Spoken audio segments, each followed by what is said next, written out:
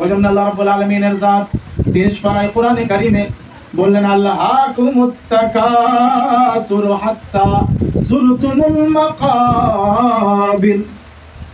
এই দুনিয়ার মানুষ আল্লাহ রাব্বুল আলামিনের জাতের প্রত্যেকটা নিয়ামতকে তোমরা দেখে, আল্লাহ রাব্বুল আলামিনের জাতের প্রত্যেকটা জিনিসগুলোকে দুনিয়ার বুকে দেখে তোমাদের বিশ্বাস আর ইয়াকিন হবে না। কখন তোমাদের বিশ্বাস আর ইয়াকিন জাগবে? হাত্তা যুরতুমুল মাকাবির, যতক্ষণ পর্যন্ত তোমরা কবরের জিয়ারত না করবে।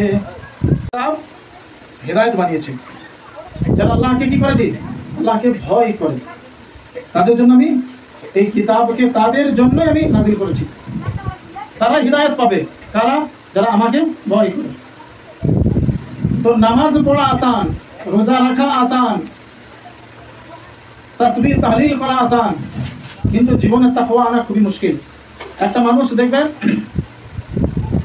নামাজ সে পড়বে, রোজাও সে রাখবে, সেই লোকটা দান খেরাতও করবে, আবার ওকে জামা পাঞ্জাবি টুপি পড়তে বলেন পড়বে না, জি। ওকে আবার আপনি চেহারা মোবারকে দাঁড়িয়ে রাখতে বলেন, ও দাঁড়িয়ে রাখবে না। দেখবেন তার ভিতরে মশলা খুঁজে বেড়াবেন। একটা বান্দা একদিন বলছে যে মনে সাহেব নামাজ রোজা ভাই এটা তো সব ফরজ গো, এটা তো করতেই হবে, কিন্তু দাঁড়িয়ে রাখা হচ্ছে সুন্নাত, রাখলে হবে না রাখলে হবে, বুঝলেন? তো যেটা নিজের কাজে লাগে, যেটা নিজের মাকসাদ, সেই মাকসাদের জন্য সেটাকে হালাল করার জন্য অনেক মাসলা মাসাইল ফতোয়া অনেক সেগুলো, কেন তার স্বার্থ তার ভিতরে রয়েছে। তাহলে আমি দাঁড়িয়ে রাখবো না, এর জন্য মাসলা মাসাইল আমাকে খুঁজতে হবে, তালাশ করতে, মানে জবাব আমি কে দেবো আপনাকে, বুঝেছেন? তারপরে দেখবেন নামাজ পড়বে, রোজা রাখবে, তাসবিহ তাহলিল করবে, কিন্তু আবার সেইখানে মা বাপের খিদমত সে করবে না, মা বাপের নাফরমান আওলাদ। ও দান খেরাতও করবে, নামাজও পড়বে, রোজাও রাখবে, কিন্তু মা বাপের খিদমত সেখানে আর করবে না। সেই লোকটা এবার নামাজও পড়বে, রোজাও রাখবে, সব কিছু করবে, তারপরে দেখবেন গান বাজনাতেও আছে। কি বলেন ভাই? না আছি আমরা? নাই, আমরা আছি আলহামদুলিল্লাহ।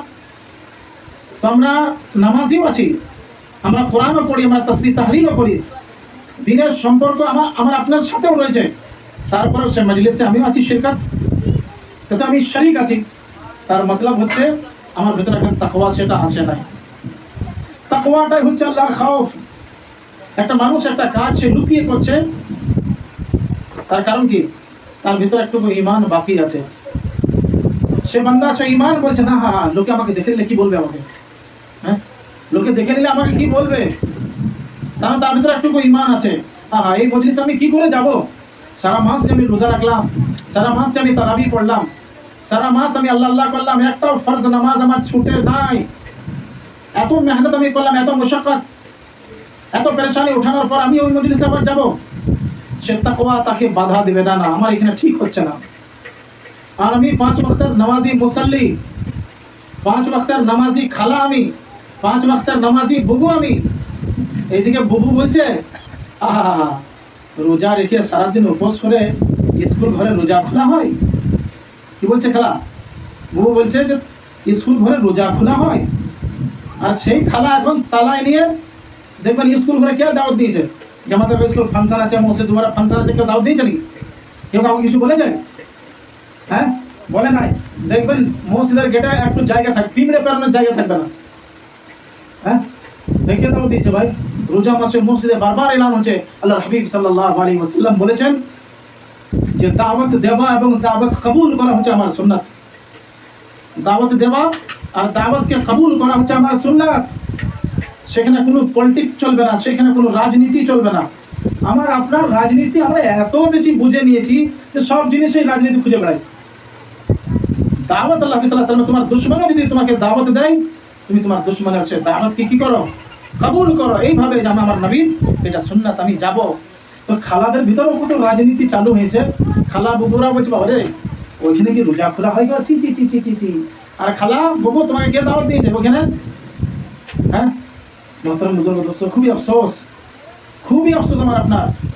আমার আপনার রোজা, আমার আপনার তাসবিহ তাহলিল সব বরবাদ, সব শেষ। আল্লাহ রাব্বুল আলামিন কোরআনে কারিমে বলেন ওমা হাযিহিল হায়াতুদ দুনিয়া ইল্লা লাহবুন ওয়া লাইব। আল্লাহ পাক বলেন দুনিয়ার এই জিন্দেগিটা হচ্ছে কি? লাহবু ওয়া লাইব, খেলকুদ আর তামাশা।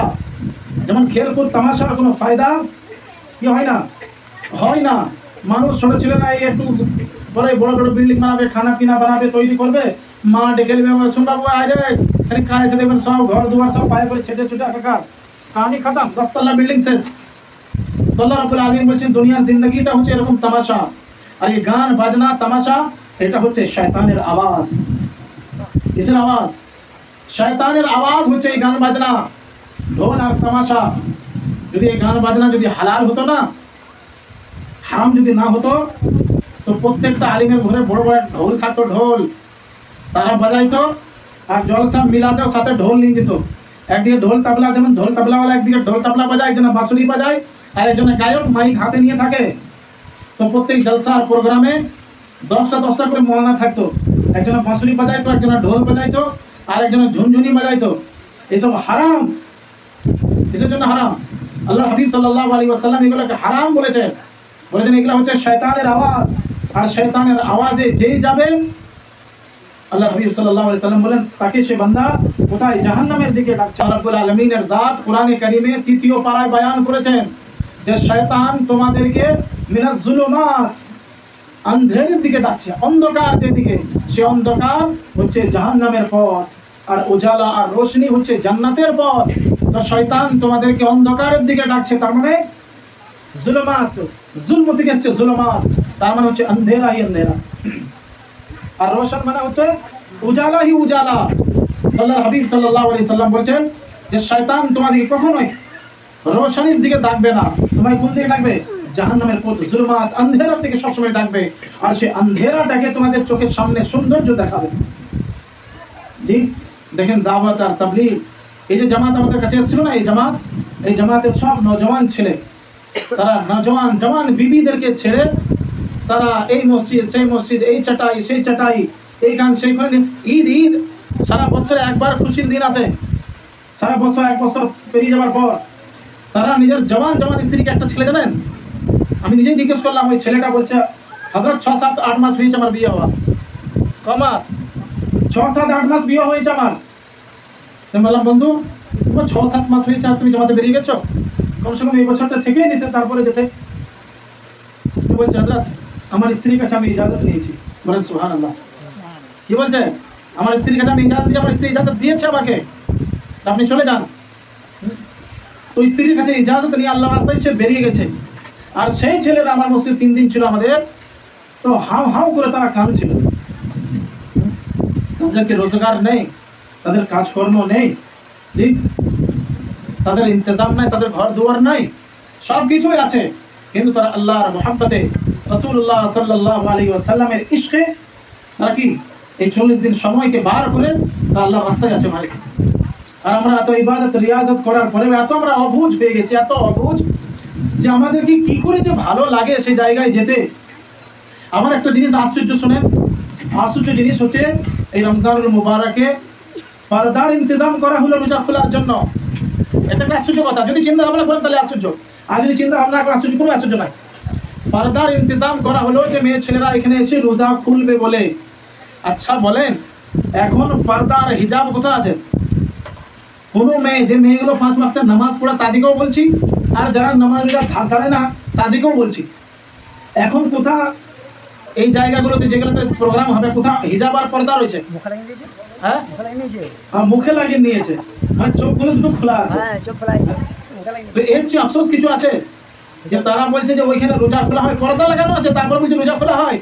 আচ্ছা এখন যে আমার মেয়ের 18 বছর 19 বছর বয়স হয়ে গেছে, আপনার ছেলে 18 বছর 19 বছর বয়স হয়ে গেছে, বাপ 60-65 বছর বয়স, সে নিজের মেয়েকে নিয়ে যে, নিজের স্ত্রীকে নিয়ে যে সেই হাই হল্লাতে কি করে ওই চোখে, আপনার মেয়েও সে চোখে সে ড্যান্স দেখবে, আপনার ছেলেও সে নিজের চোখে দেখবে, আর আপনি পাশে বসে দেখবেন।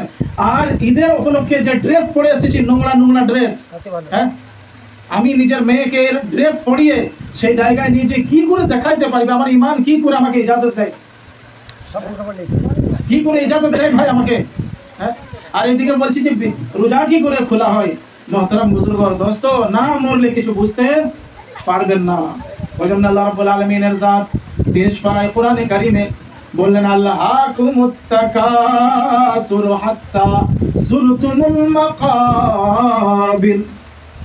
এই দুনিয়ার মানুষ আল্লাহ রাব্বুল আলামিনের জাতের প্রত্যেকটা নিয়ামতকে তোমরা দেখে, আল্লাহ রাব্বুল আলামিনের জাতের প্রত্যেকটা জিনিসগুলোকে দুনিয়ার বুকে দেখে তোমাদের বিশ্বাস আর ইয়াকিন হবে না।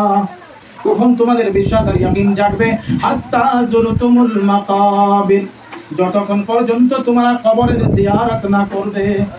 মানে যতক্ষণ তোমাদের ইন্তেকাল না হবে, কবরে যতক্ষণ না যাবে, বিশ্বাস আর ইয়াকিন আমার জাতের উপর তোমরা করতে পারবে না। হাত্তা যুরতুমুল মাকাবির, যেদিন কবরের সাথে তোমার সাক্ষাৎ মোলাকাত হবে সেদিন বুঝতে পারবে কাহিনীটা কি। হাত্তা যুরতুমুল মাকাবির, কবরে যখন তোমরা যাবে, কবরে যখন তোমার কবরের সাথে তোমার সাক্ষাৎ মোলাকাত হবে, সেদিন বুঝতে পারবে যে আল্লাহ রাব্বুল আলামিনের জাত, তিনার পেহচান, তিনার সাথে তাল্লুক, তিনার সাথে মামলা, দুনিয়ার বুকে আমরা কি কি করে এসেছি সেই দিনে তোমরা বুঝতে পারবে। ওইজন্য আল্লাহর হাবিব সাল্লাল্লাহু আলাইহি ওয়াসাল্লাম প্রত্যেক জুম্মার দিনে কবরের তিনি জিয়ারত করতেন। কোন দিনে ভাই? প্রত্যেক জুম্মায় তিনি কবরের জিয়ারত করতে যেতেন, যাতে করে সে কবরওয়ালা খবর, তার হাল আহওয়ালকে এবং তার নেকি, তার সওয়াব তার কাছে পৌঁছানো হতো। কেন? খবরওয়ালাও সে অপেক্ষায় থাকে, ইন্তজারে থাকে। কিসের ইন্তজার, অপেক্ষায়? যে আমার সন্তান আছে, আমার সন্তান এখন রোজার পরে ইবাদত করার সে নেকি আমাকে দিয়ে যাবে, আমার সন্তান নামাজ পড়বে, আমার সন্তান তাসবিহ তাহলিল করবে, আমার সন্তান কোরআনের তিলাওয়াত করবে, আর আমার জন্য এখানে সে সওয়াব ফুলের মতো দিয়ে যাবে। আর সে বাপ আর তার মা, সে তো আর জানে না যে আমার সন্তান তার ইবাদত, তার রিয়াজত, তার নেকি, তার তাসবিহ, তার তাহলিল কোথায়। জি, দুনিয়ার এই জিয়ারতে শেষ করে চলে আসবে, আমার কাছে পৌঁছাবে, সে তো আর জানে না, তার কাছে সে কোনো খবর নাই। ওই জন্যই মোহতারাম বুজুর্গ আর দোস্ত, নামাজ আমি পড়তে পারি, রোজা আমি রাখতে পারি, তাসবিহ তাহলিল আমি করতে পারি, কিন্তু আমার ভিতরে যদি তাকওয়া যতক্ষণ না আসবে ততক্ষণ পর্যন্ত আমি এইসব জিনিসগুলো ছাড়তে পারবো না।